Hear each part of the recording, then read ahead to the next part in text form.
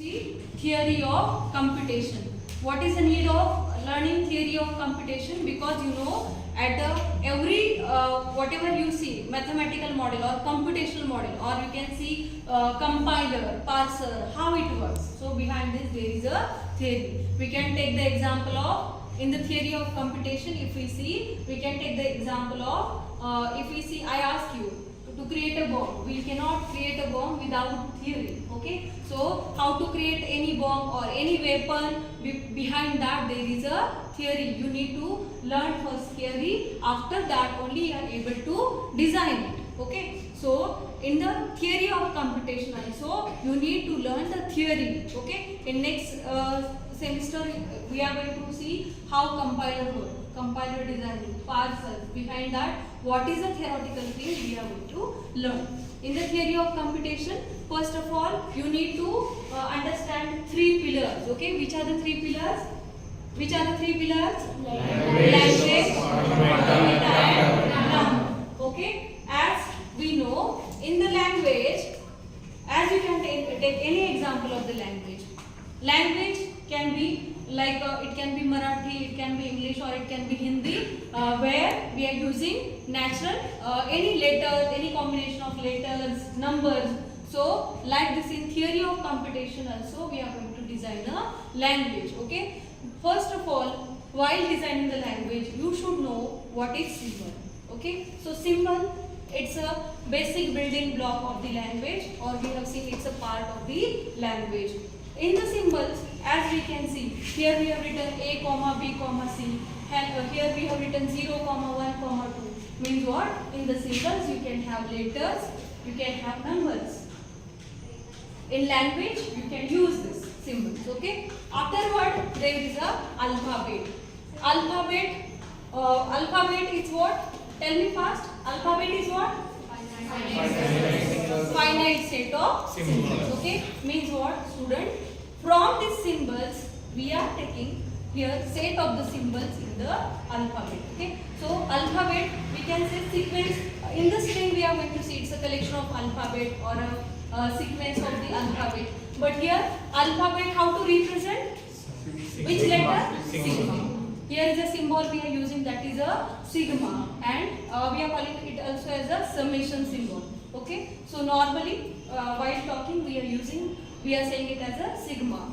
Whatever symbols we are using, we have to include here sigma inside the bracket A, B, or if we are using letters you can mention here 0, 1. Afterwards, string is what? It's a collection of the alphabet. Whatever alphabets you are using, okay? So here you can take the collection of the alphabets, or it can be sequence of the alphabets. Okay? Afterwards, in the string, if I ask you to form the string of the length 2, so what you need to see? Length of the string is 2. So you need to first see what input is given. So here, if we have given sigma inside the bracket A, B, this is our input, and we have to design the string whose length is what? 2. So tell me the possibilities in the set. So can we have single A? No. We want length of the string as a 2. That's why we can have AA, we can have BB, we can have AB, we can have BA. Okay. So here we can see length of the string is as a 2. Now length of the string is 3.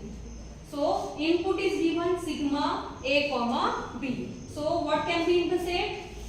A. First of all, for remembering the string, we are writing AAA. A is given, that's why you can take any combination of A and B. AAA, we are writing BB. Okay, then what we are writing? AAB, double BA, then ABA, BAB, then ABB and BAA. Yes, okay. So whatever input is given, from that we are taking such a string. Okay, so String is what? It's a collection of alphabet. Whatever input is given, you have to form the string, okay, as per the condition. So this is the seed. Now it can happen that sorry, input is given 0, 1. In that case also, this way you have to form the string. So students, tell me, if it is given sigma 0, 1 and length of the string 2. Tell me fast. Length of the string is 0, 0, 1, 1, 0, 1, 1, 0. Yes? Yes. These are the possible strings. Okay? Afterwards, now here if I ask you, can we have AAB in this set? Can we have AAB in this set? Yes. Check, we'll check. Is there AAB? Is there AAB? Is there AAB? Yes, it is there. Okay? In the finite language, we are storing all these strings in the memory. Okay? And if we want to search any string, one by one we are checking it. Okay? Now, let's take another example where L1 is such a language where strings start with A and end with A. Whatever input you can have, it can be sigma A comma B. So what you need to think? Your string should start with A, end with A. Okay? So possible combinations. Can we have here single A? String start with A, end with A. Can we write here single A? Yes, we can write. Okay? Starting with A, ending with A. Again AA we can have, triple A we can have. How? See, starting with A, ending with A. Can we have ABA? Yes. Starting with A, ending with A. In between you can write anything. Okay? Can we have BA here? No. No. Why? Because my string should start with A, end with A, and here it is starting with B. That's why this string is not valid. Can I write here BAB? Here string is starting with B, ending with B. And what is my condition? String should start with A, end with A. That's why we cannot take these strings. Now students, tell me, here how many possible strings we can write? Infinite. Here it is just mentioned string should start with A, end with A. But nowhere they have given length of the string. If length is given, here we can see length is 2, length is 3. So we can write this number of strings. But here nowhere they have mentioned length of the string. That's why there are number of strings, or we can say infinite strings possible. Okay? And if we observe, if I ask you, is it possible to have A, B, A, B, A?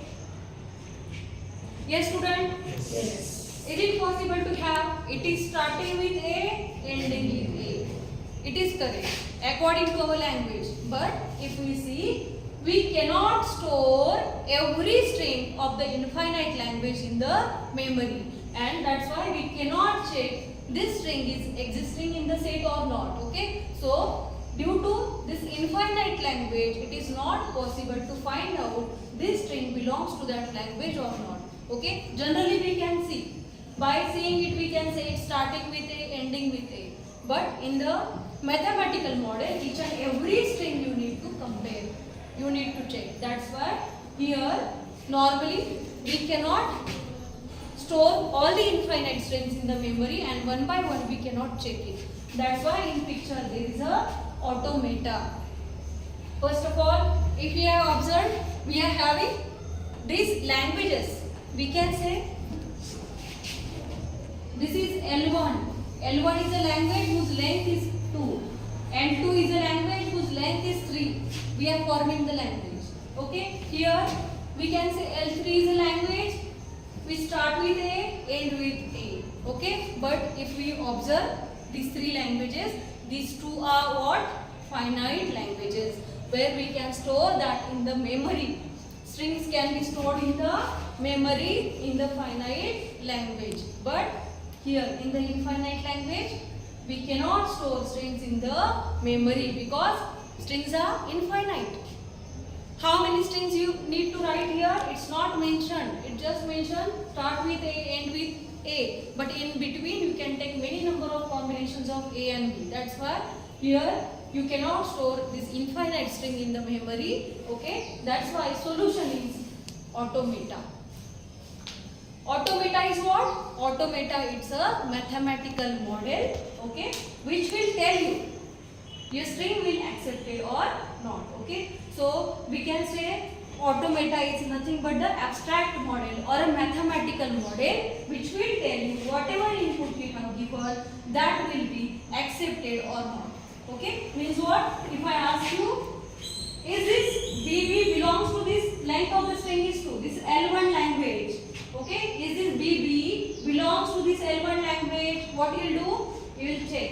Is there BB? Is there BB? Yes. Is there BB? You will check all the 4 possible options and you will tell it is acceptable, it is possible. But in the infinite case, you cannot check the string with each and every option. Okay, that's why here it's come in the picture automata.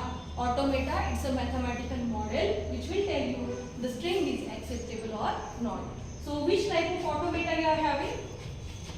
You are having finite automata, push down automata, linear bounded automata and Turing machine. So one by one we are going to see how this works.